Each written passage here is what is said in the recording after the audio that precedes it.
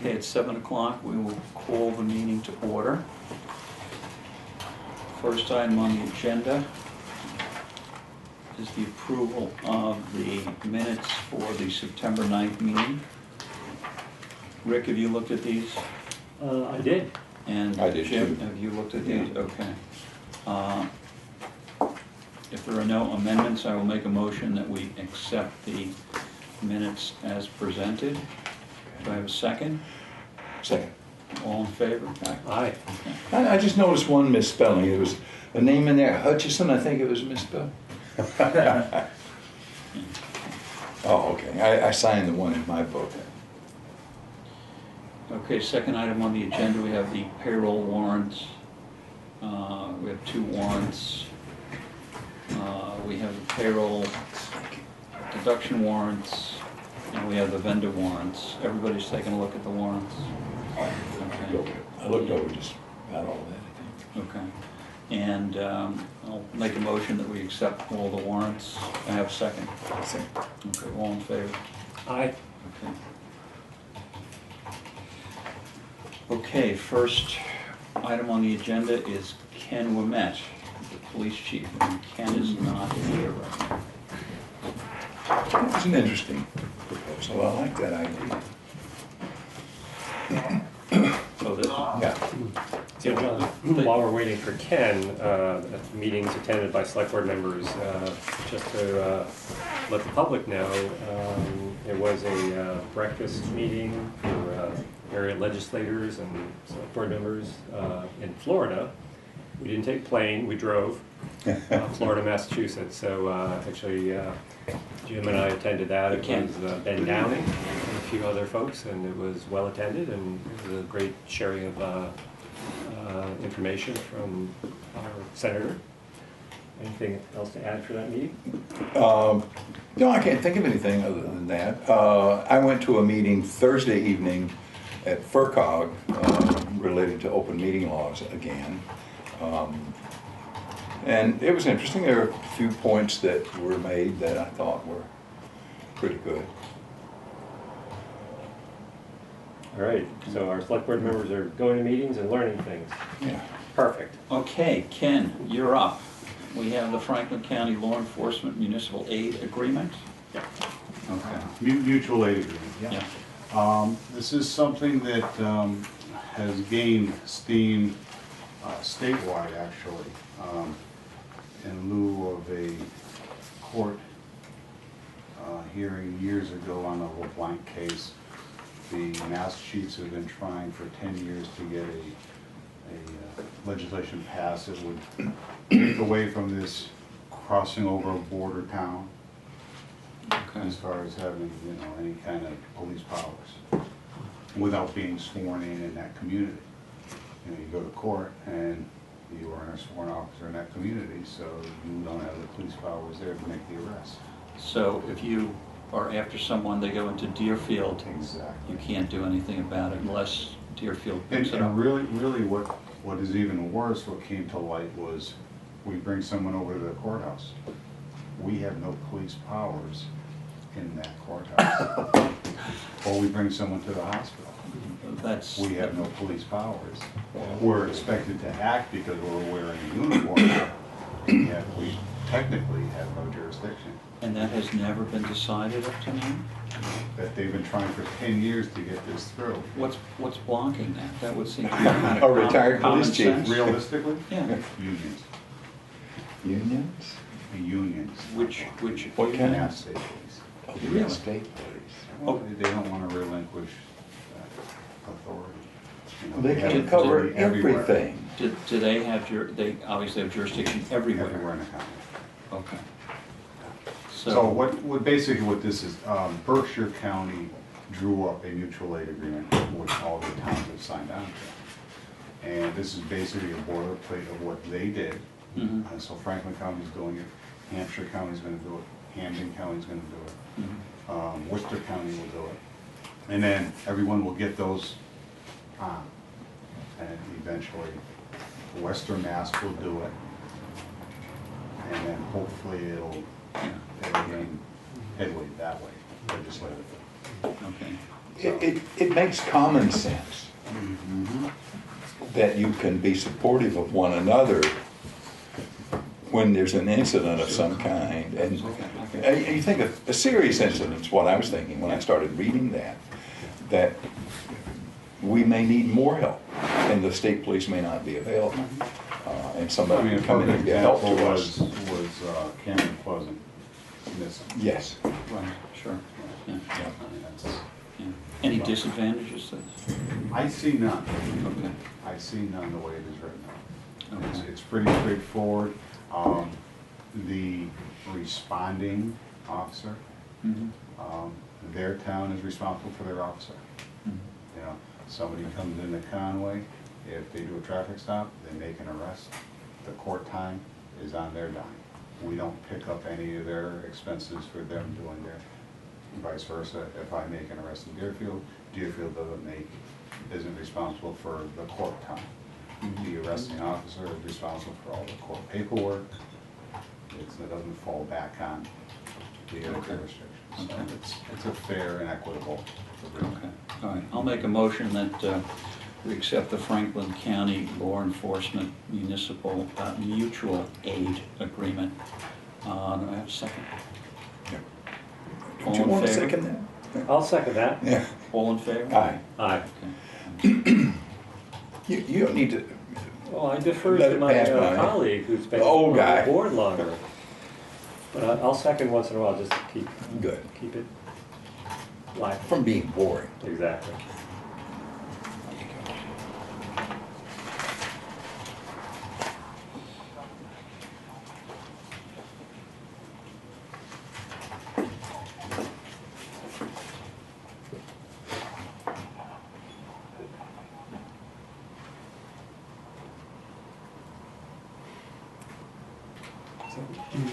So Tom, You know about Caitlin's that. here. You want to offer a chair over here? Um, Caitlin, you want to come in? There's a chair. And your mom. Oh, You know about yes. this. Oh, okay. Let's get it. Oh, Yeah. oh. I and- spoke with Caitlin actually the other day. Caitlin, how are you? Hi, how are you? Good. Hi. I like what you're proposing. We'll put you over next to your daughter. John, could I just leave one of these, and that way there, the DA's office, Oh, yeah. and a original signature as well. Later on this evening, and then I'll stop in and sign. Okay, yeah, good. We'll take care of it. Bill, how are you? Good to see you. Mrs. Burnett, how are you? Good, how are you? Good, good. All right, Caitlin, what do we have here? So, 2 years ago I got selected to be an ambassador for the Student Ambassador Program, Project 351. And we do, even though that's sort of all over, they have a new class coming in this year, we still do a bunch of like group projects together. And so this year for our fall and winter service, we're doing a food drive for a local food pantry. And it's going to be going on all across the state in the last bit of November and first bit of December. And I've tried to do stuff at school before, and high schools don't, they don't really participate very actively.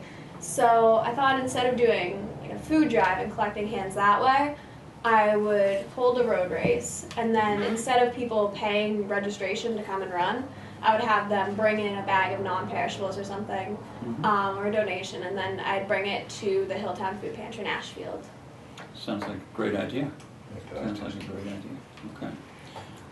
And people who come to watch the race or something, they could bring food too, Yeah, is that they could do it? that too, yeah. So the more you Yeah, get, some the do a better walk off. and a run, because Yeah. that way more people can do it and enjoy it. And you've spoken to our police chief about it, right? Yeah. Okay. And he's fine with the idea? Yeah. Okay, that's great. So any sense of how long this will be? I How want long to do a race? 5K. Okay, yeah. Yeah. I see you have a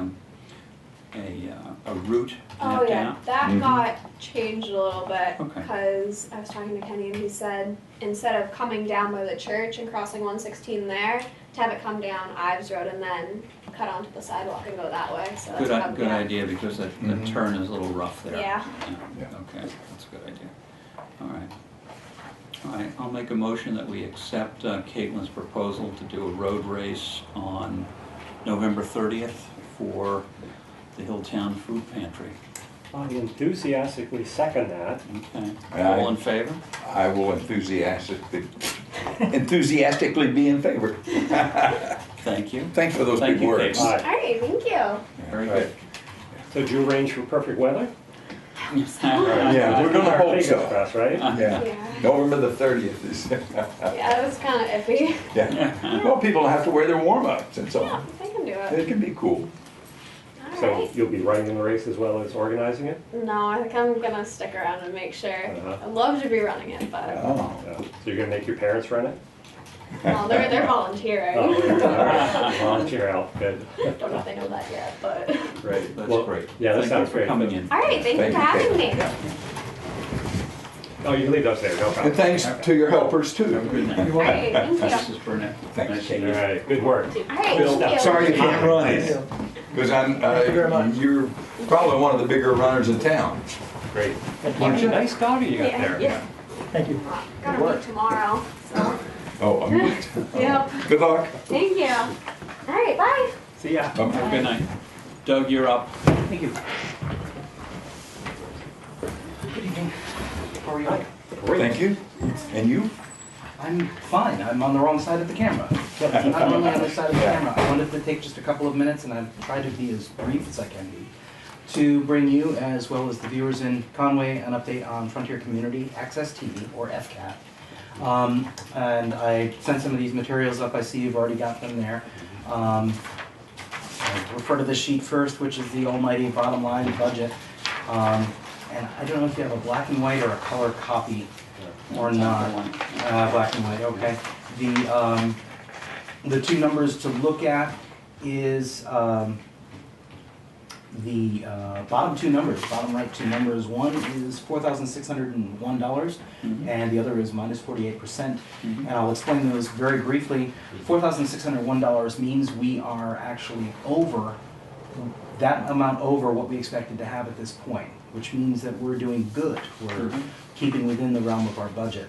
The 48% represents that we've only spent 48% of our budgeted allocation for this, for a year to date up to this date. Now there is some expenditures that aren't on here, but they're capital expenditures and they affect the budget in a slightly different way.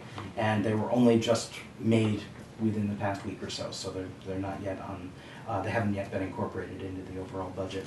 Was that some of those pieces of equipment that are Correct. listed? Okay. Correct.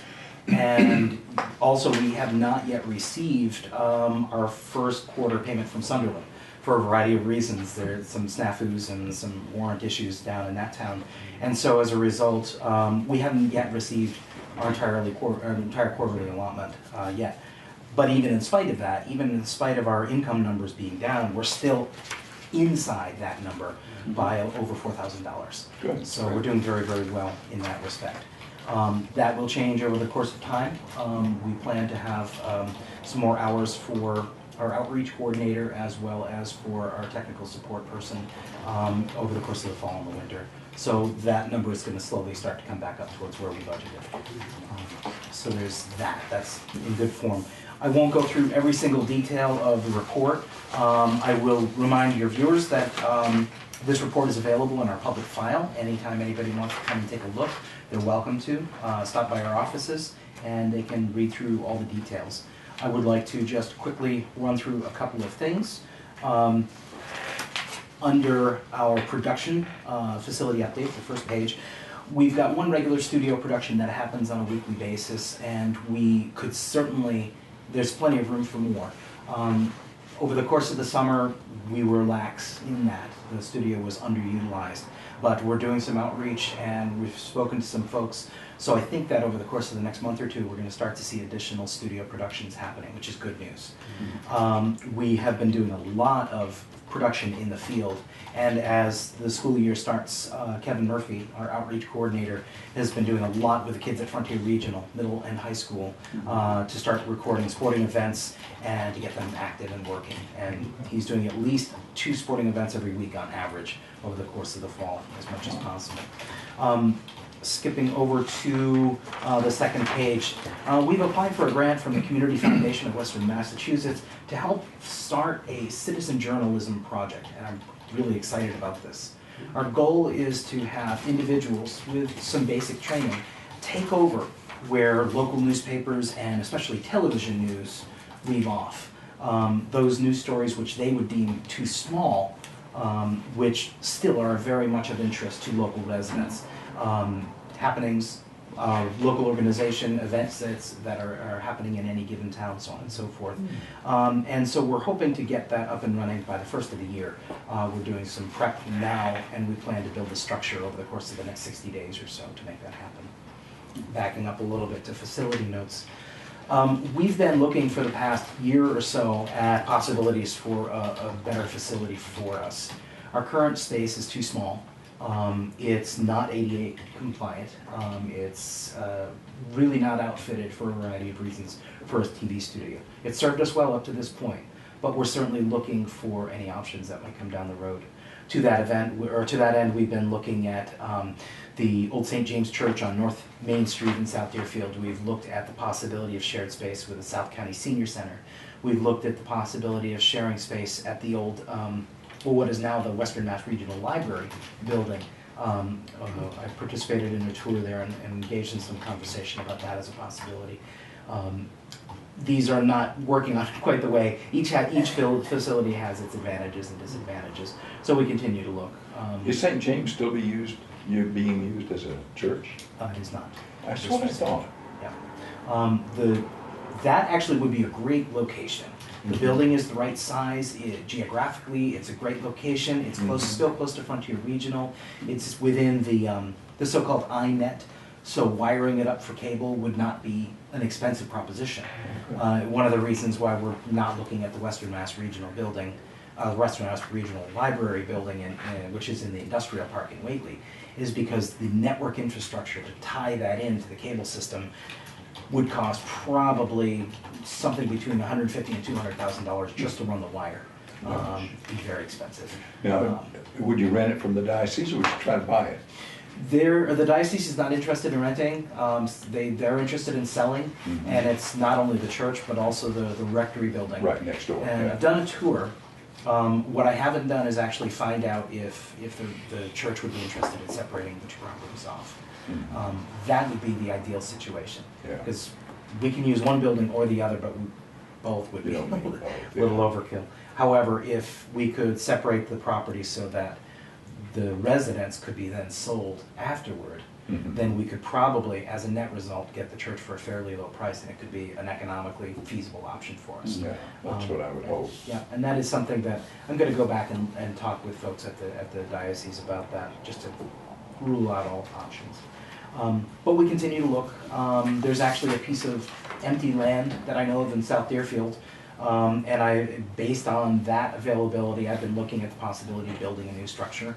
And so I've been looking at various design build firms, including Habitat, Morton Buildings out of Westfield, and there's a couple Steel more on my building. docket. Well, Habitat would be a post and beam. But steel buildings are fast, and fairly you expensive. can do them almost anyway Yeah. once you do the basic structure. Right, exactly. Which is And I good. think that's the playground we're going to be playing in if we do build. But that would be pretty much a heavy-duty financial step for us to take. It's not outside of the realm of possibility, but it might be a little It's tough. usually cheaper than post and beam. Without a question. Steel building. By about $150,000 to $200,000 cheaper, in my estimate. Who are you speaking to about St. James Church or the diocese? Just the realtor who's managing the property. We had a tour through him, and that's about as far as we've gotten. So, Okay, who's the realtor? oh, I don't have it off the top of my head, I'm sorry. Because I know people at the diocese that might be able to help us on that. That's a conversation I'd like to have with you then. Okay. All right. Thought you might. There you go. I'll continue on. I mean, and if anybody out there has ideas, we're happy to hear them. Elisa Martin is our newest staff member. She joined us in July and has been learning the ropes. She's been doing program coordination, research into new programming for the cable channel. She's been doing a great job there. Jesse Merrick is the TV production teacher at Frontier Regional, and he assisted us over the course of the summer. And with Joe Manko, who's behind the camera here tonight, along with Gabe Chapley and Matt Carlson, 3 students who have been our A-team. They are well learned in all of the technologies and have been helping out with production of government meetings and other shows that we've been doing over the summer and into the fall. We've got some new hardware. Without going into all the details, suffice it to say it's really improved our production capability, and we're really eager to get people in there so we can show them how to use it. We're going to be setting up some training classes this fall. The first one is actually on October 5th. It is a digital photography class. It's a one-day class from 10 to 2, and Peter McDonald, a photographer from the Greenfield Reporter, is going to be running that. And he's from Conway. And he's from Conway. There you go. Around the corner. Okay, there you go. And he's going to be running that class, and we're really excited about that. It should be good. Let's see. Really quickly, we're looking for board members. We have some openings on the board. I think you got this sheet, although you might, it's really, really tough to read. It's very small print. But you can see by the openings in the last column, there are several chairs on our board that are not filled. The requirements are that only that you be a resident of Conway, Deerfield, Sunderland, or Whately, and have an interest in supporting the activities of Frontier Regional Community Television, Frontier Community Access Television. So we have one vacancy on the board. Correct. Yeah. And that can be filled by anybody. Mhm. Initially, these were appointments, but the Right. only appointments that remain now are the Board of Selectmen appointments to that board. Right. And that means Board of Selectmen and Frontier Regional has one appointment, 4 of the 13 positions. So anyone can be on that board, and it would be great to have more steam, more energy, new faces, new ideas. The last thing I'd like to hit is that something really big is in the works, and that is that we're transitioning with the town of Sunderland to with a handover of public access responsibilities. Sunderland Telecommunications Committee has been managing public access in Sunderland for the past 7 or 8 years, since about 2005, and they are slowly transitioning to where Frontier Community Access TV will be managing government meeting production as well as other activities of Sunderland Telecom. We are also working with Comcast to transition so that the Sunderland Channel 15 signal will originate out of our facility. What will you receive differently? Absolutely nothing. But it's going to mean a more efficient cablecast and more of the Sunderland government meetings seen on Channel 12 in all of 4 countries. I think, just looking at my notes, I think that's basically it. I'm happy to answer questions. And I'm happy to leave this copy of the Board of Directors record if you want it for your reference. Okay, thanks. So just thinking back, the 250th committee did the baseball fundraiser. Did you July guys 4th. come and film that? Yes, film we did. that? Yes, we did. So, Yep. And how did that, I don't have TV, sorry, but I did not see that production. Did it come out pretty well? It did. It did. Yeah. It was a lot of fun to do. It was hot like crazy on that July 4th, but It was pretty hot. it was Yeah. a lot of Yeah. fun to do. Yeah. And I certainly credit Mike Haley for his ability to organize that thing and to make it as fun and interesting as possible. Yeah. And actually, on that note, we're going to be assisting Mike with the bridge dinner coming up on You're gonna be Saturday night. September 28th. Saturday You're night. filming that. I'll be doing, I don't know if we'll be filming the whole thing, but Mike has this idea. I'm not really sure what it is Yeah. yet, but it needs a camera, and so I'll be there. Yeah. Okay. Probably in my snazzy Yeah. zoot suit, It's not really, fitting with the theme. it's not really an Yes. event, but do you guys ever do the Festival of the Hills? No. We have in the past recorded some of the music performances that have happened up there and that sort of thing. We're hoping that that will become training ground for some of our citizen journalists to come up and record a little bit about what's going on, do a couple of interviews, Yeah. and then produce a news package style That's feature. skillet toss, and It- there's some Log rackets splitting there, and log skillet splitting. toss are very Right. interesting. And Tom, the Birdman, he always has birds there. Okay, yeah. And that's kind of interesting. People, he's been on TV so much, releasing eagles and such that. And the good news is there'll be no rain this year, so you don't have to worry Not about a drop. that. Not a drop. That's right, not a Absolutely. drop. Perfect. So that's good. Great, well, thank Thank you you, for your Doug. service. My pleasure. Yeah. Oh, don't get up, don't get up. Thank you very much. And, yeah, Good to see thank you. My for pleasure. Turn it over. Thank you, Doug. What you guys are doing. Okay, we have to approve the revised electricity aggregation agreement. Rick, you want to handle that? We received in the mail a letter from Ken Elstein from the Hampshire Council of Governments, and those folks have worked with 37 other towns besides us as far as electricity aggregation agreement. And so they're asking us to sign a revised agreement, which is sort of a minimal change from what they had. They've been negotiating in Boston, and they're asking each community to sign agreements that are revised. The changes reflect recommendations from Boston. In general, the new language gives municipalities greater control over our shared electricity procurement and close our 2 signed copies of the agreement. So I've reviewed it, as Ken explains in the letter. It's some minor changes, but again, as with any government agency, we need to sign and send it in. So I'll make a recommendation or make a motion to sign this since Right. Chair I move can't that sign. you sign it. Okay, Right. I have to abstain on Right. that one. Right. Yeah. So I make a motion that we sign this. Yeah. Second. Second. All those in favor? Aye. All right.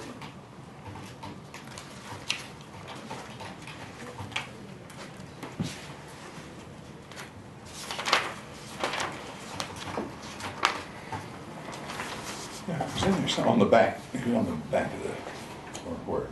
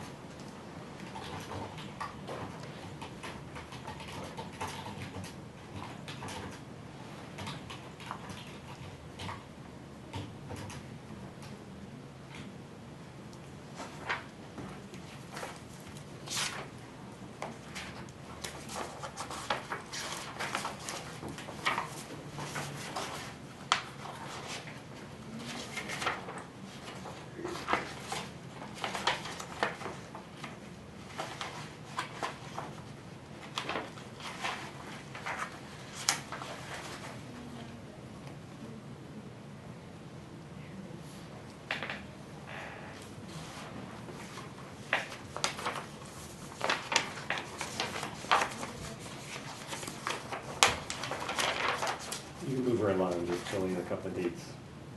All right, the next item on the agenda is Franklin Regional Council of Governments is asking for our support to support H 2374, which is an act relative to transfer the employees of the Franklin Regional Council of Governments to the state employees retirement system. I've spoken to Linda Dunleavy on this, and this is something that they've been working on for a while, and I think it's in their best interest and certainly in our best interest as a town that's part of that has services provided to us from the Franklin Regional Council of Governments. So I'll make a motion that we sign this letter of support for H 2374 to transfer the employees of the Franklin Regional Council of Governments to the state employees retirement system. Do I have a second? Second. All in favor? Aye.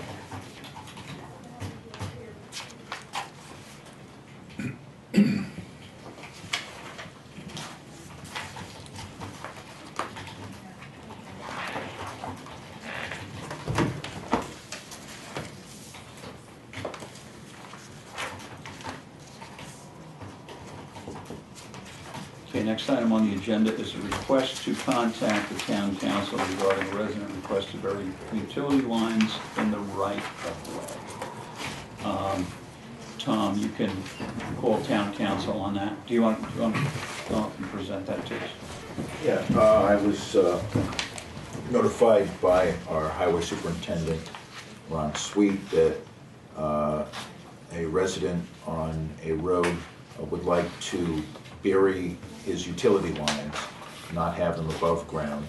and he had some questions about the town right-of-way and utilities right-of-way, and the town's ability to shape that, that work so that it would protect the town from potential future damages if he were doing work on the road.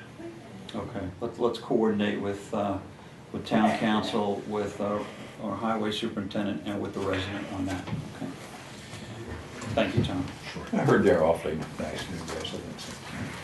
Oh, The people have moved in there. great. Okay.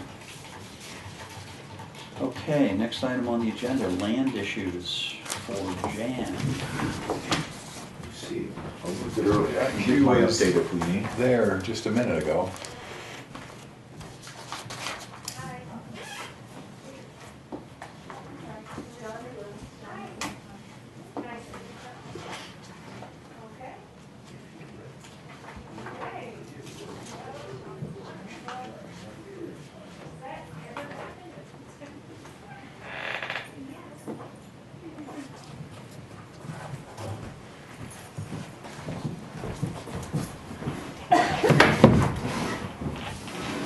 Hey, Jan, Hello. how we doing?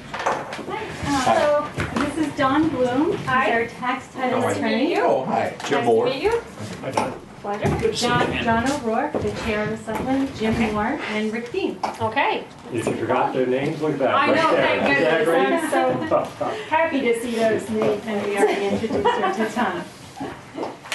So we are here this evening to talk about our foreclosure properties. We have 4 of them on our plate, and I thought it would be best that you hear from Dawn firsthand, so that we can make some decisions on how to proceed with each one of them. So they're all unique in their own little way, and have a history. So I assume you've received the Yes, okay. and, is there any particular way you want me to start, or should we just Why don't start we with the just turn it first over one to on the Dawn? list? Yeah. Okay, we'll want to just go down the, why don't we start with the easiest one first? one Let's on start the- with Lindemann. Okay, the back page. Okay. And they do sort of have their own set of circumstances, so it's not like I can give you, you know, possibilities, options to consider, but then ultimately, it's better if the town can kind of work together and kind of come to these decisions as united, you know, with a united effort. Okay, so Lindemann is, I guess, I mean, I'm not from Conway, of course, but anyway, this little piece of property that's down near the river, people park on it, maybe it needs to be patrolled. Well, when Elizabeth Brockia was here, she filled out what's called an affidavit, or she filled out an application for an affidavit from the Department of Revenue. We actually received that back, and it has been recorded at the registry. That affidavit does nothing more than declare this property as what we call land of low value. So it doesn't mean the town owns this property, but it gives the town the right to sell this property if you want to.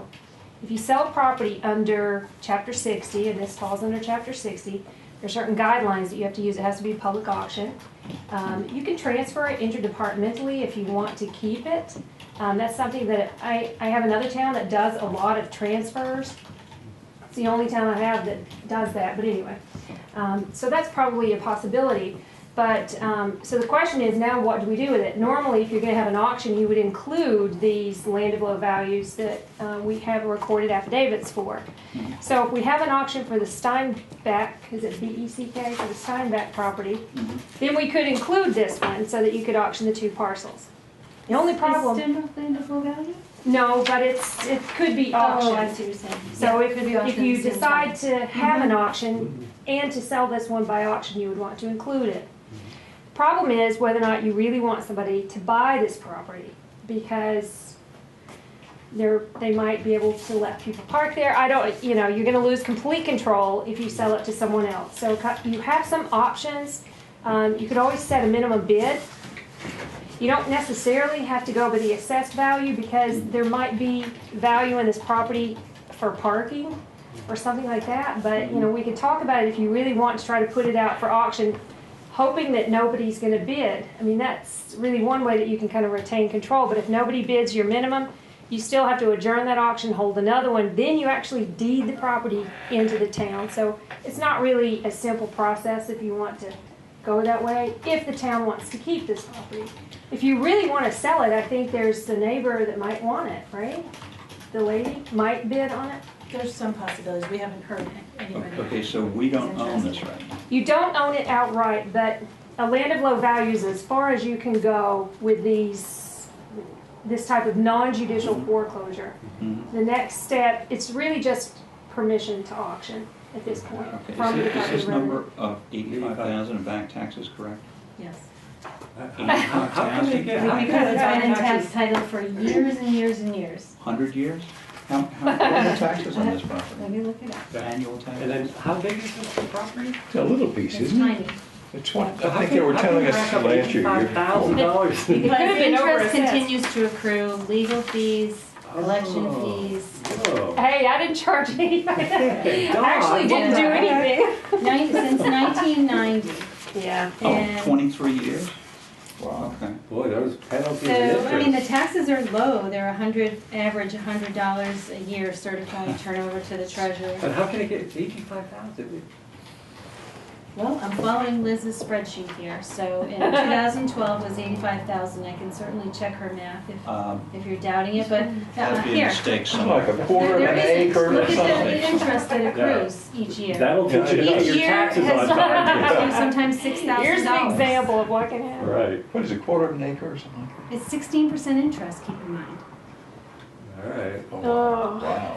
Okay, Well- I'll have my financial guy look at it. I mean, for me. it could be double checked because that is, Well, there might be a okay. typo somewhere. I'll double check her work. Yeah. And how big is this piece of property? 0.95 acres. Okay, so almost an acre. Oh, Most of it I is thought on it a was ledge. yeah. It may have There's a been, tiny it may have been little piece that's on the assessed parking lot. for more early on. Sometimes that happens, and then at the time of the application, they may have reduced the assessment. In 1990, the tax was $12.81. In 2012, it was $81. Does this piece have any value to the town? Yeah. The value that it has to the town is that the people park on there to go down into the river and go tubing. And Ken has expressed some concern and interest that we own it so that he can control that piece. He has a parking issue there, Mhm. Okay. so he'd like to be able to make parking spaces, ticket people, Put signage. put signage Yeah. up, and Yeah. control the area, instead of, right now, it's pretty much a free-for-all. Mhm. Okay, so whatever method works for us to So one gain thing control of the Well, property. Don If didn't you- mention if is you one want last to own option, it, right. is the Mhm. title in lieu of taxes. Well, Mrs. Lindeman, she's still living. So when her husband died, they owned this as joint tenants. He passed, she owns the property outright. I spoke to her on the phone. While she's still living, the town is interested in owning this property. We should consider getting a deed in lieu from her. Okay, That's a little different process than the low value auction. I think the Board of Selectmen would have to vote to accept a deed in lieu. We should order a title exam to make sure that, what you're taking title to is actually a good, clear title. is that the best way for us to do? It's the best way if you want to own it. Okay, Yeah. then let's proceed. Yeah, that sounds Okay. good to me.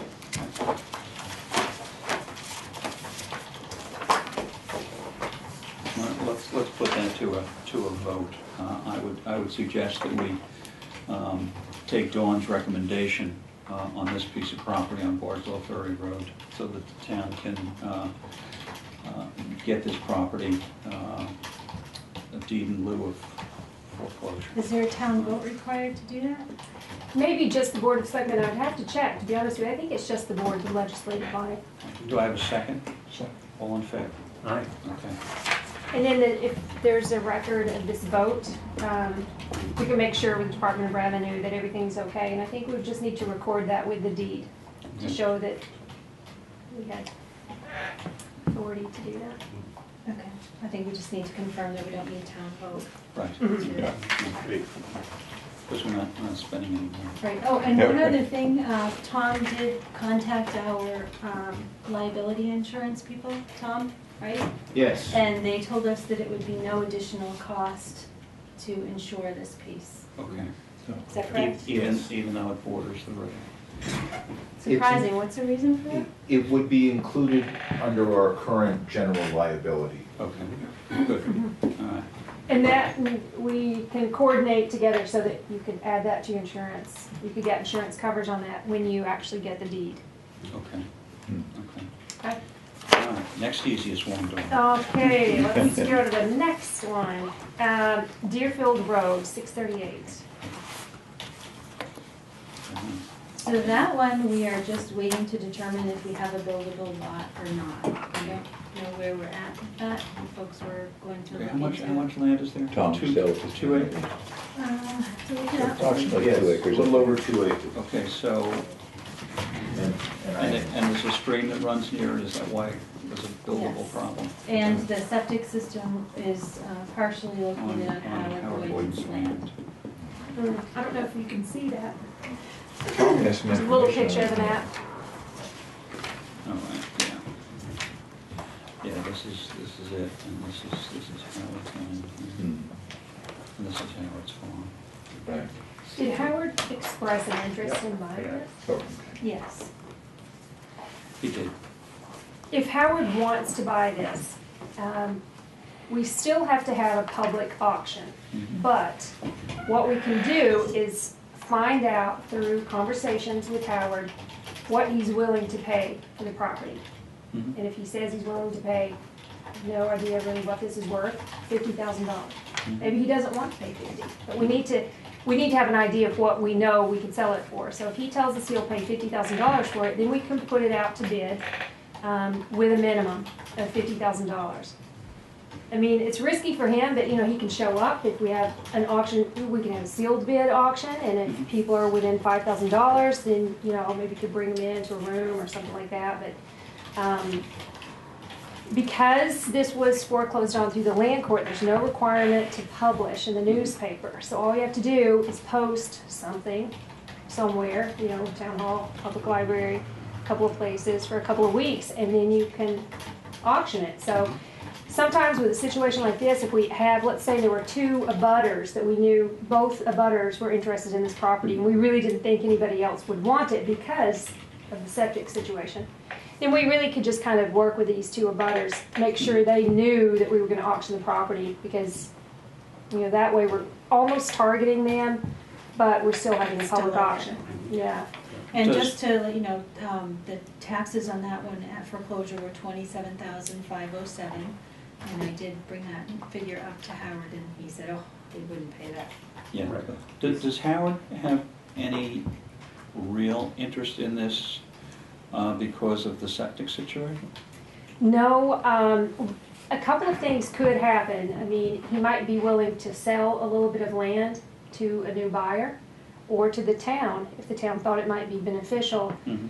and then, trying to auction this off as a buildable lot. But he doesn't have any property right in No. that at all? Okay. No, it sounds like he gave permission for this He- prior owner. He said he He did, did. yeah. Okay, so Okay. what that means is we couldn't take title to that piece of property by way of adverse possession because Mhm. he gave permission to be there. So it might be that he would be willing, if we knew more, I think, if we could have more conversation with him, if he would be willing to maybe sell a strip of land to the new buyer. I mean, but, you just can't wait and try to gouge people. All this would really need to be determined, I think, prior to the auction.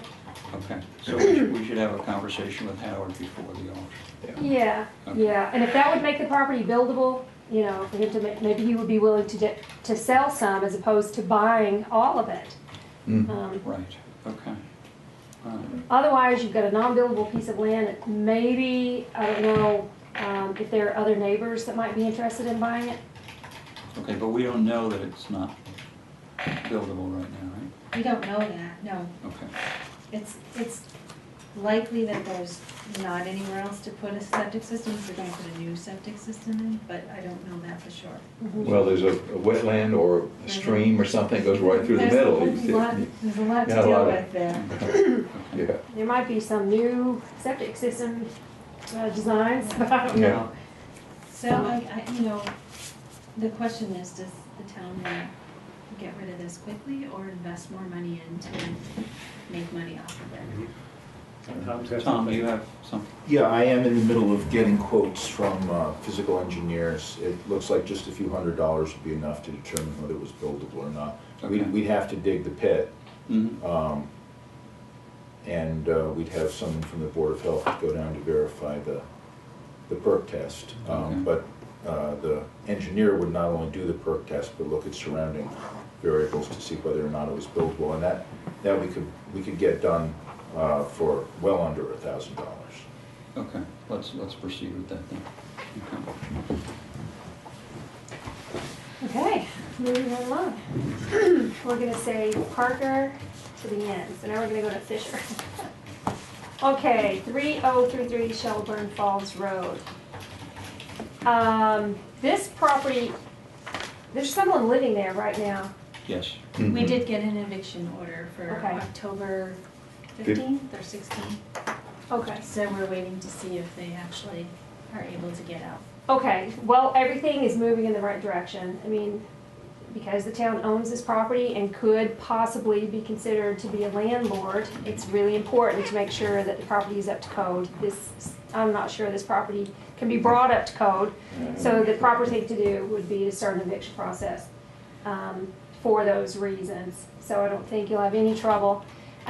Usually what I tell my clients is that you really just don't want to be a negligent owner. You really don't want to have a piece of property that's considered a tax possession and pay no attention to it, and not have working smoke detectors and have a fire, and God forbid somebody die. I mean, so you really just want to stay on top of it, keep it moving, and when the eviction is complete, then we could add, maybe by then we'll know more about the Steinbach property, and that would kind of put you in pretty good shape for an auction of those two properties.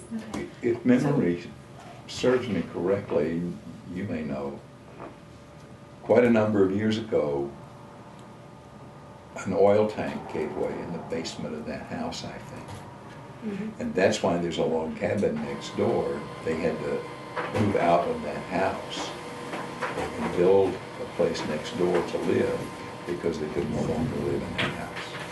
And I had forgotten about that. Didn't know that. But if my memory serves me rightly, Right. that happened, and I've forgotten how many years ago. It was quite a while ago. Yeah. So the people who lived there moved next door into that new building. I received a call from the people who live across the street, and they're interested in purchasing it. They want to know when it's going up for auction. They want to take it down. Was that Oh, yeah. unsolicited? That would be the What's that? thing. Was that to do with it, I unsolicited, the think. call from Crest Street, right? Tom, Yeah. what do you have? They said that they have rats in their house due to this property, Oh. and they can't wait Oh, to take care of it. Great, good. Yeah, there are a couple of things that I'd like to be part of this conversation if possible. And one of them is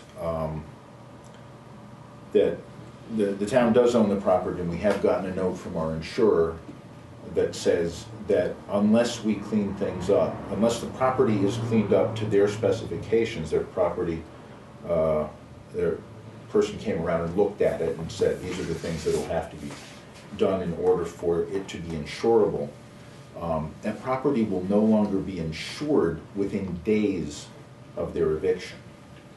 And my recommendation would be to go ahead and clean up everything that needs to be cleaned up so that at least the property is insured by the town. It's unfortunate that it's just that matter of days, but they have given us a hard deadline. What's the deadline they gave us? I think it was, I think it's 3 days after the Okay, eviction. so is we're out. talking October 18th? Though I believe the eviction was actually agreed to as being the 18th. No, the 15th is the eviction. Well, I believe it's the 18th. yeah, even though it says 15th here, he said he thought it Yeah, was the so 18th. that's correction. That was Okay, it. so That it's was the a yes. 18th through the eviction, and So the it's, 21st for cleaning everything up so that it will be insurable? yes, and that involves considerable work. It involves cleaning up the junk around the house.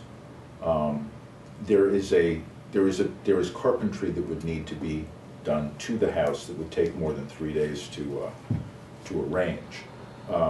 And I just want to bring that up because I think that the town should move to have those things done so that we don't find ourselves with an uninsured house. Let's call our insurance company and get an extension on that, because we have a situation here where we're, I you know. will try to do Let's see that. what we can do about that. Okay? I will try to do that.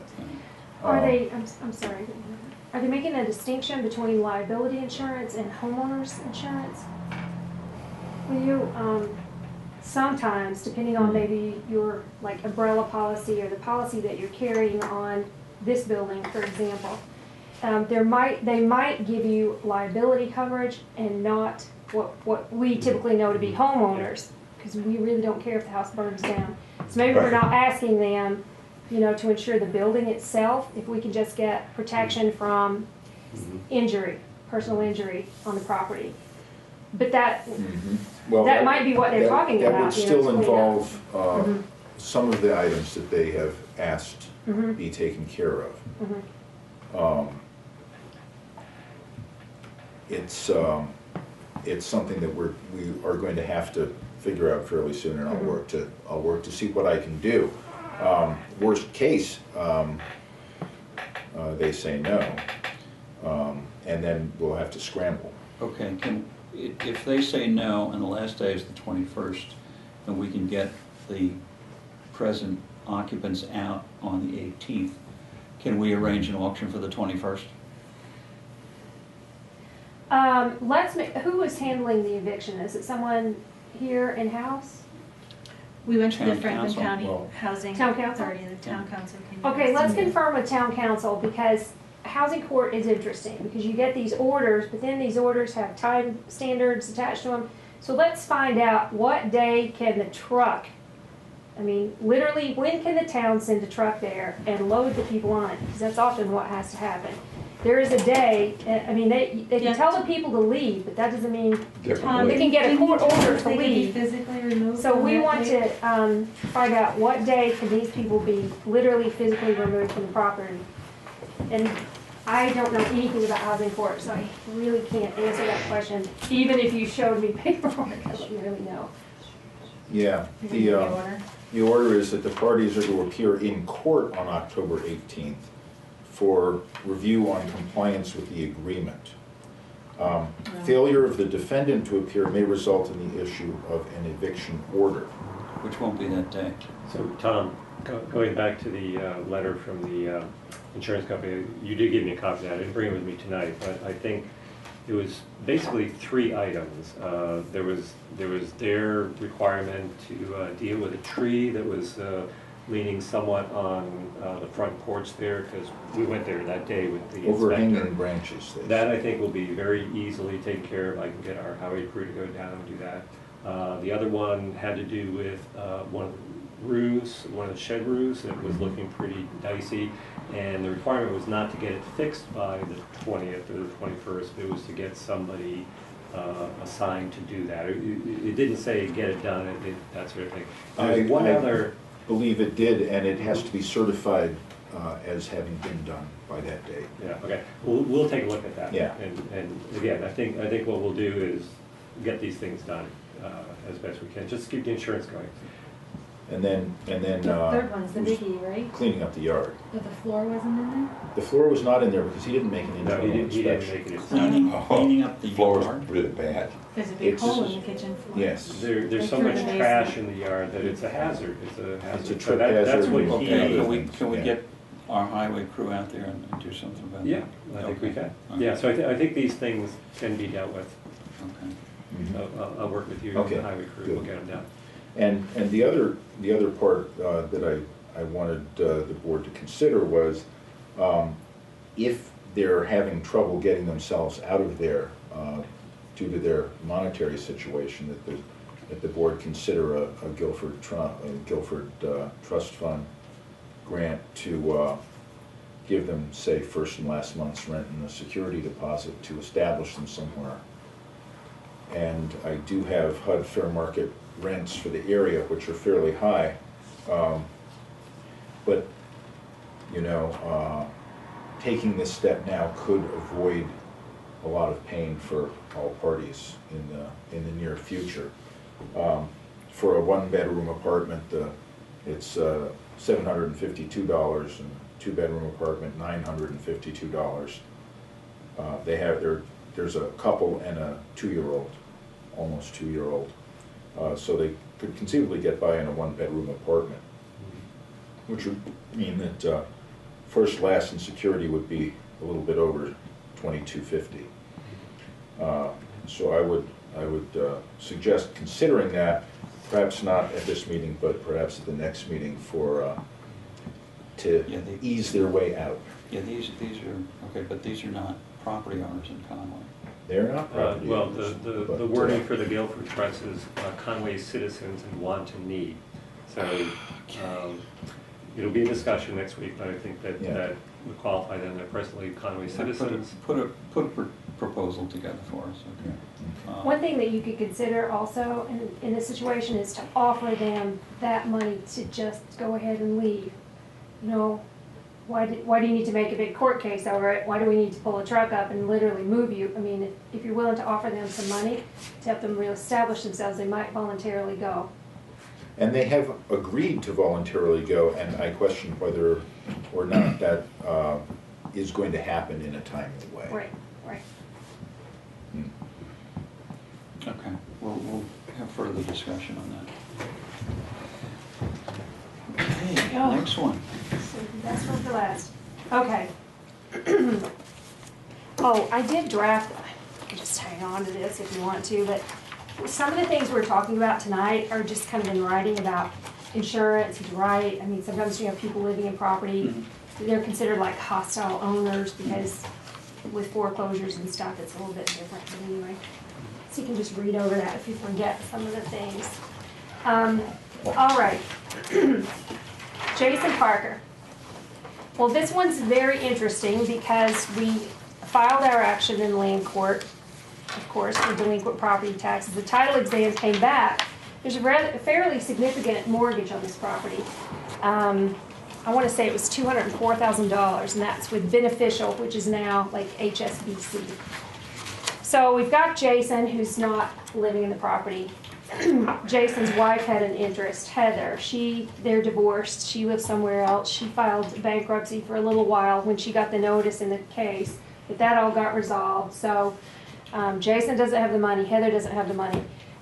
Beneficial, I don't know what they're doing because they didn't respond to me, and we have provided figures to them on several occasions. My suspicion is they don't like the fact that there is a bit of a title glitch here because of the Jason and Heather divorce. I think, if my memory serves correctly, they don't have Heather's name somewhere that they should have it. So there might be an issue with them why they're not really coming forward. But they have been in communication with Jason's mother, Mary. Who is Beneficial? Is that who you're talking to? Yeah, this is the person, the mortgage company. Okay. It originated with, I think, Beneficial of Mass, which no longer exists. I would think Mary would have that. Mary, I mean, she likes to control things. she's been very involved, yeah. very involved in this, and very involved in trying to help Jason manage this. So the bank has actually offered Mary, proposed to Mary the possibility of what we would call a deed in lieu. Oh, Mary, why don't you give us deed, you give us a signed deed from Jason and Heather, and then we'll release this mortgage. Because there's a $200,000 mortgage on this property, so a deed in lieu of what's owed under the mortgage. Well, at the same time Mary's trying to negotiate with them, we're like right at the edge of the cliff to get our foreclosure. So we just went ahead, we received a judgment, a decree from the land court, and what happens with the decree is now the town has kind of interrupted the process because now the town actually owns the property. So even if Mary and Jason and Heather all wanted to deed their interest over to Beneficial, it would be an invalid deed if it goes on record after a judgment. Our judgment is on record. So we're kind of in this place, this kind of holding place where we can wait and see if the bank is actually going to follow through with Mary. The town at any time can agree to vacate their judgment if they get paid in full. If the bank comes forward to us right now and says, hey, I know you're owed $54,300, whatever, and we're gonna send you a check overnight, the town can say, okay, yes, we will take your money, and then we will file a petition in land court to vacate this judgment. We can do that anytime we want. The property owners are limited to a 1-year period. So this decree just entered on June the 18th. So at any time, if the bank figures out what's going on, they could hire an attorney out of Boston who will go into land court and ask the court to vacate this judgment. They're going to make an argument that we've got all the money required to redeem this property. Whatever happened. There was a bankruptcy. They could make, various arguments. We could make various arguments. But if the town hasn't been prejudiced in any way, the court would likely give them the opportunity to go ahead and pay. So we're just kind of sitting on this one. That opportunity is available to the bank unless the town decides they want to sell. You can sell the property because you have a decree on record. You can sell it within the 1-year period, and that's something that I did talk about here because it's a little confusing, but if you sell within this 1-year period, a buyer is not going to be able to get title insurance because it's going to have an exception on it, and banks want clear title insurance policies, buyers want clear title insurance policies. So if you sell within the 1-year period, you're typically going to get a little bit less than what you would normally get if you wait the 1-year period. But if you advertise the property as a cash deal and you know that somebody's interested in it, not the neighbors here though, right? I don't know who might be interested here. No. Somebody could buy this property you could agree to sell it for $70,000, $80,000. I don't know exactly what's owed in taxes. And the likelihood then that anybody was allowed to unravel that is very slim. So that would pretty much eliminate the bank's opportunity, anybody's opportunity to go back into court because there is language under that statute that says pretty much once you sell the property, they're not going to undo it. So, and selling it has to be cash? if you don't advertise for a cash deal, you might get somebody bidding who needs to borrow the money. And then when they need to borrow, then you've got the bank involved, then you have the 1-year don't wanna go period. there. Has a title issue. No. And so that usually, Cash is sometimes you lose your buyer because of that. Yeah. Not always, maybe they're gonna borrow it from a person that doesn't care. But I've just found that it's much safer if you're trying to sell within the 1-year period to offer it with cash and actually inform the buyer that, hey, you're taking it subject to this 1-year period, but the 1-year period just expires. When it expires, I usually, if I were representing a buyer in that 1-year period, I would just tell them, don't go crazy like tearing it down and building a new house. Just wait until the 1-year period, sit on it, you got a good deal, sit on it until the 1-year period and then do whatever you want to do. That way you haven't really invested a lot of money that you would kind of have to maybe prove to somebody in order to get your money back. Yeah. What's your recommendation on it? What's owed in back taxes? $12,606. Well, there's an easement on this property to get to Mary's property. I believe so, to get to her back lot, right? This is the recorded plan. I think this is the easement right here that goes from Cricket Hill Road onto Mary's property. Oh, right down. I mean, Mary That's the will driveway tell you to the that, house, right? you can't even get into the house because of the easement, but it doesn't appear that way on paper. So she owns everything around it. Well, I know she owns this, I think. Yeah, this, this. She So, owns everything around. She, Oh, She's interested in purchasing it, and I've spoken with her. She's aware that we're going to be making this decision, that the select board are making the decision if they want to go ahead and sell it or allow the bank to do the deed in lieu of taxes. And frankly, she doesn't really care. She'll be bidding on it either way. She's interested in buying it back. Okay. So she said she'll throw her hat in. If she gets it, she gets it. If she doesn't, then she'll move on. But, and she is allowed to bid on it, right? her bank cannot, or Jason's mortgage company, HSB cannot, right? Right. And Jason The cannot. property owner cannot bid on it because you actually have to sign an affidavit at a closing that you don't owe any taxes to the town of Conway. So any interested party in the case owes taxes. So they can't sign the affidavit. If Mary's current with her taxes, which she probably is. But that one. So, and there's been a couple of interested parties. I've received a couple of calls on this one, wondering when. Okay, so- what's- And I'm sure Mary's gonna be very interested in trying to keep that since her property surrounds it. But it's very interesting to me that we haven't heard back from the mortgage company. When was the last time they requested figures? Somewhat recently. They spoke with you last. Yeah. All right, so since So there they're is, walking away from a Okay. $200,000 mortgage. It must be a fairly nice house. no. It's relatively It's not worth new. 200. I would never imagine it would be worth That's what I- $200,000. I can't imagine a $200,000 mortgage on that. Okay. It's assessed I at can't either. 184.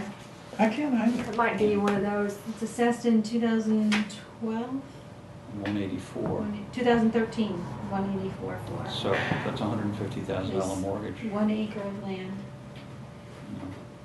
Okay, so it would be in our best interest to put this up for sale for cash. You could Correct? you could do that, or since it's vacant, and I think the town has secured the property, how is this one to insure? A lot easier. All we had to Yeah. do is put a little board on the front step and we're good. Okay, good, all right, so this So one's we're good insured. there. I mean, I know that, Mary and her husband or boyfriend, I'm not sure, but they were, they wanted to take some stuff out of the property, which is fine, but they can't just walk in anytime they want, so I'm sure they're not No, happy that's about. been, that's been That's- limited. that's all been That's dealt with, a okay. situation. Okay. If you're gonna have an auction, maybe you could, depending on whether or not we really want to finalize the eviction, you can always sell property with people in it. I've Okay, done that. I mean, let's jump around just a little bit. If you wanna hold a big auction, you can have 3 parcels to sell. 3 houses, really, maybe the building lot. You could wait until the perk test comes in and, see where we are with the eviction. But then you could offer all 3 at one auction and really advertise. You could hire an auctioneer at that point. Auctioneers are paid by the buyers, but that might be the best way to maximize your profit. If you really want to go low key and kind of, market to the neighbors or whatever, you can just kind of Yeah. structure each one individually. yeah, I think that's the way we'd want to do it. Okay. What's the notification requirement? Do abutters on any of these have to be notified? We have to notify the property owner prior to the auction by certified mail. The property owner or the abutters? The property owner, no Okay. butters. So you notify the property owner by certified mail, and that doesn't invalidate the sale, even if you don't do it. So you just do that so that everybody knows. If there's an IRS lien, there are different requirements, but none of these have IRS liens.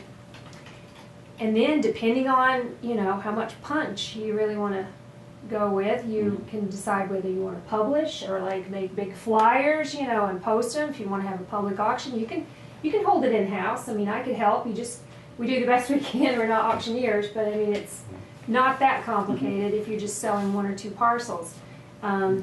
If you really want to kind of, if we know Mary wants to bid on this one, and she's willing to kind of accept the odd circumstances because of the mortgage and all that, and it's really, I mean, I don't know how I would advise her in that case, but I'm not her attorney. But if she's willing to pay $50,000 for it, I mean, the one thing that your responsibility is, or actually the custodian, are you the custodian? We haven't voted on that. The town should vote to have a custodian of tax possessions at some point. That can be, oftentimes it's the treasurer, sometimes it's the board, it can be an independent person. But it's important to get somebody, because the custodian is actually, or it could be somebody who's very involved in the properties, because they're actually responsible for kind of making the auction happen and everything. So the auction goes out from the custodian. So the custodian puts everything out, and then the treasurer actually signs the deed, but it is often the treasurer that's custodian. So you can take care of that, but we can deal with them in a there are a lot of different options here. Oh, but what I was gonna say is the custodian has a fiduciary duty to maximize the profit because it's the inhabitants of Conway that are either making money or losing money. So, you know, you can't really sell something for under what we would consider fair market value. Right. So you just want to, you know, be mindful of that. I mean, you can't just make a side deal with Mary to sell it to her for 10 grand or for whatever's over Sure. taxes. Yeah. If you really think you could sell it at public auction and get $50,000, $60,000, $70,000. So she needs to be willing to pay what, you know, you could get on the fair market. Okay. So what do you think? I don't What know what direction to do you want to say. go with that one?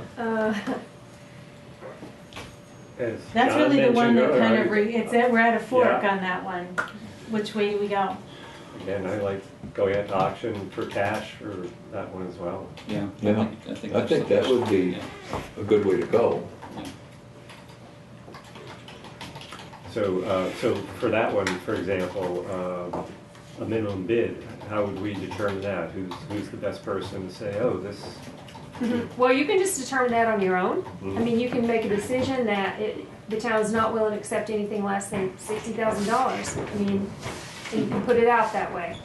It just depends on whether or not, I mean, you really don't want to kind of have the expense of an auction and not have anybody bid. So sometimes that's why I try to kind of find out from just anybody, what are you willing to pay? Because then if I know you're in a butter, or if I know you're married and you're really interested, and I know you're willing to pay 50, well, then I'm gonna go out with a minimum bid at 50. Mhm. Because Sure. you have to, as long as you know that that's an acceptable amount to you, then you could go out like that. You can have a sealed bid auction, you can have a public auction.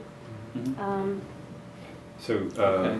so from your experience of here's a little town of Conway, lovely town, I love living here, and other people probably would like living here, but from the standpoint of people out there saying, whoa, where's the next auction I can go to get a deal? Are there a lot of people in the hill towns here that are gonna show up saying, there's an auction going on in Conway and I'm bringing my cash? There are people that look for newspaper publications with cash.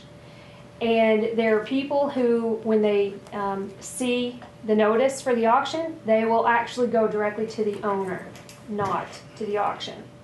And they'll go to the owner and they'll say, hey, I'll give you what you owe in taxes and $5,000 if you'll just deed your interest to me.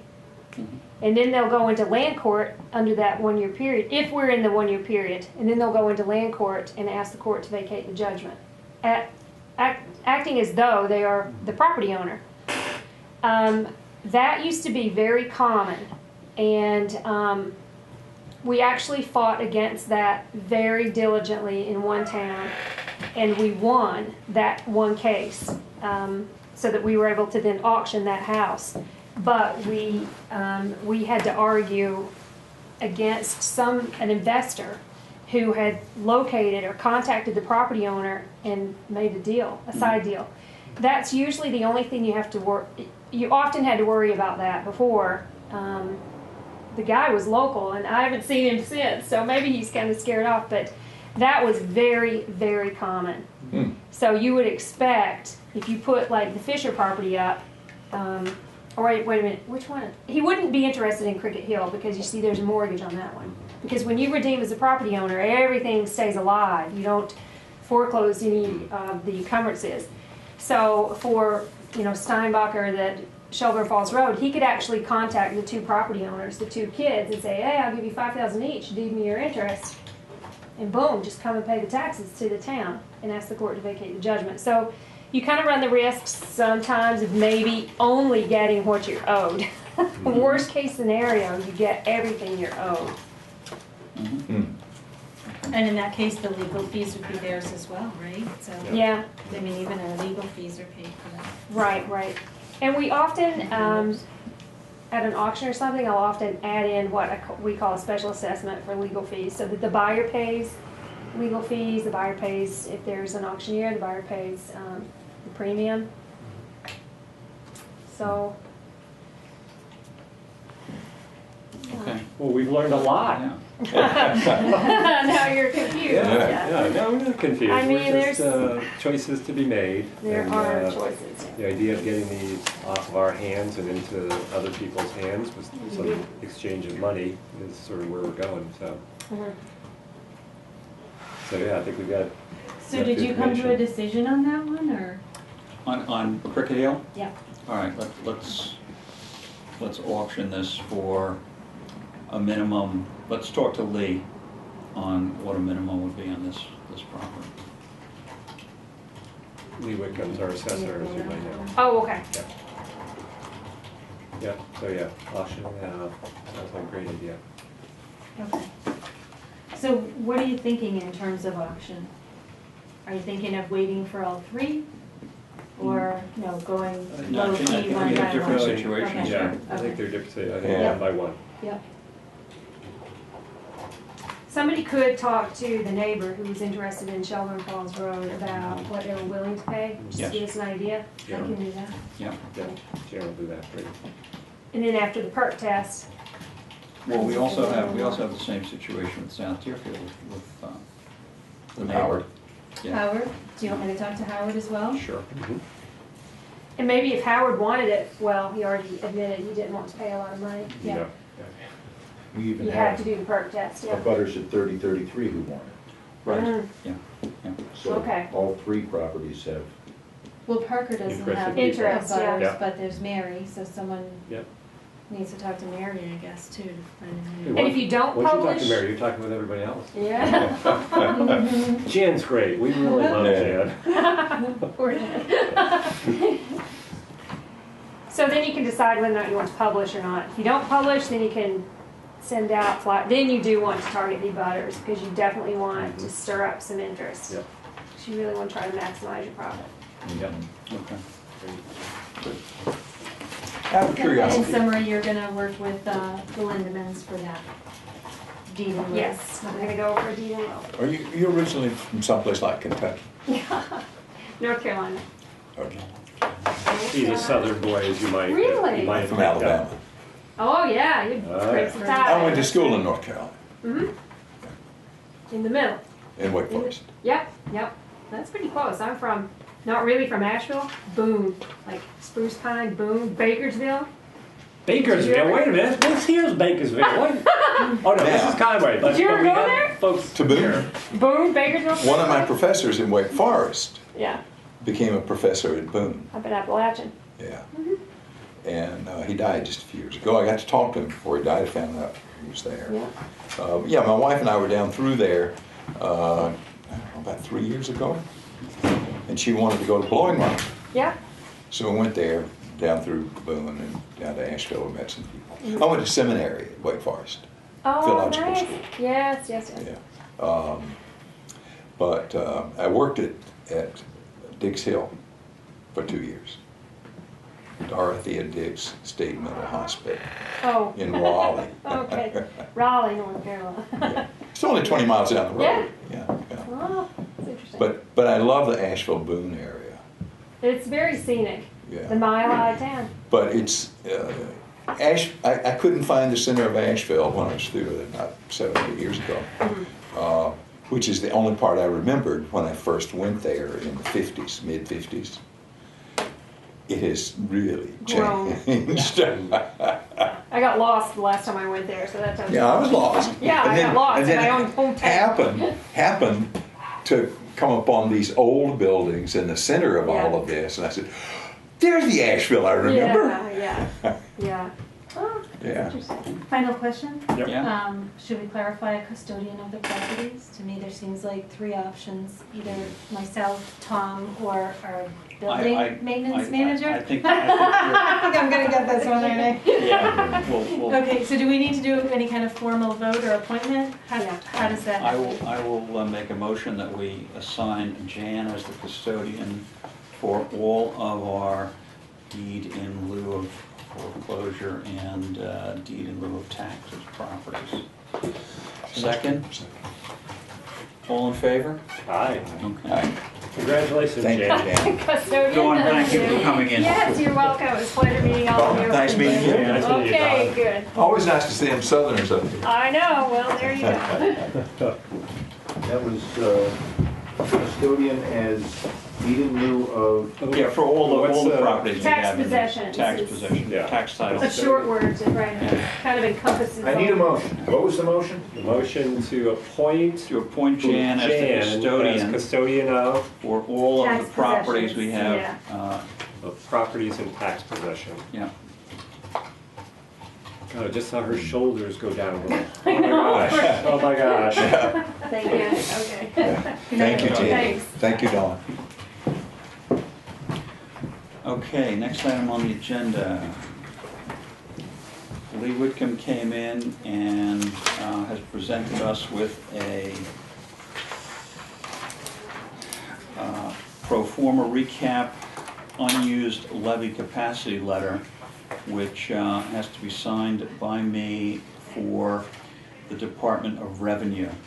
So I'll make a motion that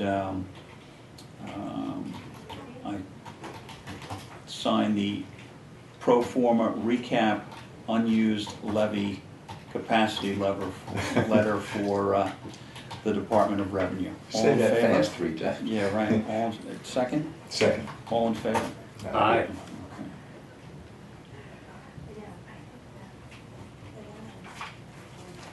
Okay, next item on the agenda, Tom, your update. Right, here's what I've got.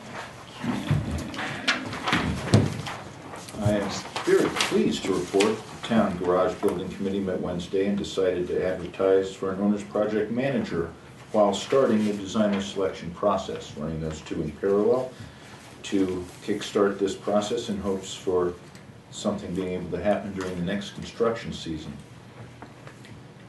We would need a special fall town meeting to approve an audit for fiscal year 2013 in anticipation of borrowing, as borrowing would require an audit. We may not have design development and cost estimates ready for the annual town meeting. The committee feels that's fine, as a special town meeting after the annual could focus on what would be a truly major issue, borrowing for the garage. There's a tight timeline, but it would be possible to take advantage of the next construction season.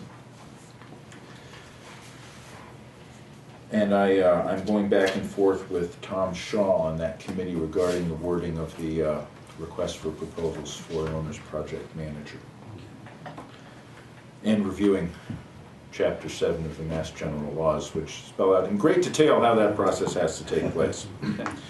I met with Kimberly Noak McPhee about the South River 319 project. She's preparing a request for qualifications for an engineering consultant for the final design, permitting, and construction work, and will get that to me, and I'll work with that committee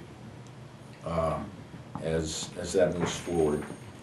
There's a bit about 33 Shelburne Falls Road we already Okay. covered. Yeah. For public safety, the ambulance rebuilding is still delayed. We will not have it back for the Festival of the Hills. I've had a conversation with the company managing the project. It's disappointing. There were two major difficulties, making the box fit the chassis and having the old and new electricals properly integrated. They clearly should have known about those before they gave us the time that they said it would take, and I've just let him know that. And also, we're having a little problem with the glow plugs on the loaner, and I've asked him to take care of that. His suggestion that we just try to start it up a couple of times and see if that works didn't seem as though it was the best response for an ambulance service. Yeah. Yeah. I met with council regarding the small claim for the ambulance bill we talked about last time. Since there's no opportunity to recover a lawyer's fees, he suggested he not appear. I'm verifying the client's contact information and other data to be able to move forward with that. Okay. I was asked about the Agricultural Commission created by town meeting in 2007. I believe 4 people were named, and without objection I'll contact them to see whether they're still interested. I'm not sure they ever convened. So there's new interest in that, and so I'll follow up on that. Right, okay. Mike Kirkalonis has submitted his resignation from the planning board. And they will have a suggestion for an interim appointee for the next meeting. And the planning board has asked to work with an attorney from Copeland and Page as special counsel just on the medical marijuana issue. Our counsel feels that he can cover the question. I'm trying to mediate that. Yeah, I'm sure our town council can handle that. I'm not sure we have to go to Compliment and Page for that. Yeah, well, yeah, there was a presentation, it was impressive enough so that they thought they'd want more information from that source, but I'm going back and forth and trying to iron that out. Yeah. I have a question. Now, is the planning committee going beyond its whatever and trying to make decisions without ever talking them over with the select board? Aren't they supposed to do that? Well, they would ask for permission to contact council in any case. What they're doing is they're working on a proposed bylaw, a zoning bylaw for, that's what they're supposed to be working on Okay. during this moratorium. Okay. Yeah, I don't see the need to go outside town council for that. I don't know. I have been asked by numerous committee and board chairs to post meetings for them. I do not feel as though I can take on that responsibility. If they ask me and I don't do it, then that's a big problem, potentially. Plus, I'd have to be fair to all committees and boards and take that on. So I have so far been declining to post everybody's meetings for them, but the Conservation Commission chair has asked to be on the next agenda because he thinks that I ought to be able to post his agendas. I think it's the responsibility of each committee and board I to would post their think own so. meetings. He has asked to be on the next agenda, so I have Okay. put him on the next agenda. And I met with Bob Dean. This is a heads up about something that will be coming around budget time. He has a plan. He's a director of the FERCog's Regional Services Program. Mhm. He has a plan to bring the accounting program up to the necessary staff level. He started off with a low estimate of what he would need and worked his staff to the bone, and they're about to rebel. So Yep. he's expecting a rise in next year's assessment. Mhm. I have confidence it'll still be worthwhile for Conway, but we will look at that number during the budget season. And finally, a bit of good news. I got a letter today. Maya has denied the request from Brian and Nancy Kuzmeskis for damages regarding water coming onto their property. Right. And they did not sufficiently demonstrate the level of damage that they claimed. Who knows, it could continue, but at least in the interim, Maya has denied their claim. Okay, that's great. Yeah, thanks. Thank you, Tom. Next item on the agenda, concerns of the selectmen. Rick, do you have any concerns? Let's see, the only thing was you mentioned that the select board meeting, the Franklin County Select Board meeting is this Thursday? Yes. Did that come up on your computer for somehow? Can you check I think they're connected to the FERCog website, I think. Can you check that on the FERCog website and Because we do have to send some money in. put Rick and I in for that? Do you want to go for that Thursday night down at the Polish Club? Yeah, Okay. I like to go to those. Okay, yeah. All right, can you arrange to have all three of us in for that on Thursday night, Tom? I will do my best. Okay. It's $15 a piece, just so you know. Right. I've got that here now.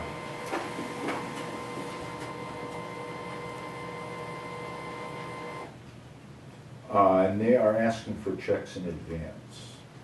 Yeah, they take them at the door. too. Okay, Yeah. all right then.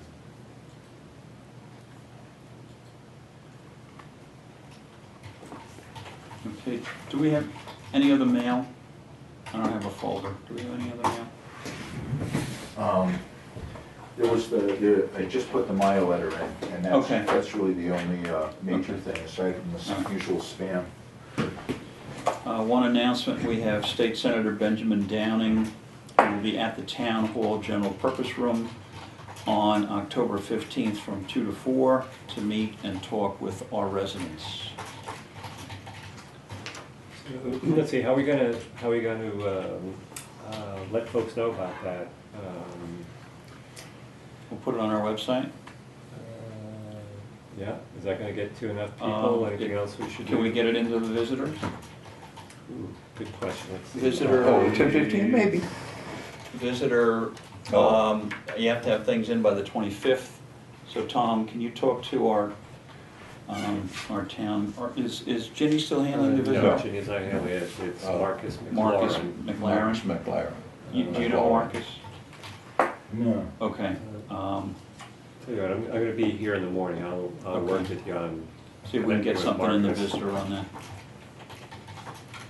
Okay, oh, I never asked you if you had any concerns. Do you have any concerns? No, I No. can't think of anything offhand. Okay, good, that's good. Our next meeting is scheduled for October 7th, here in the town offices.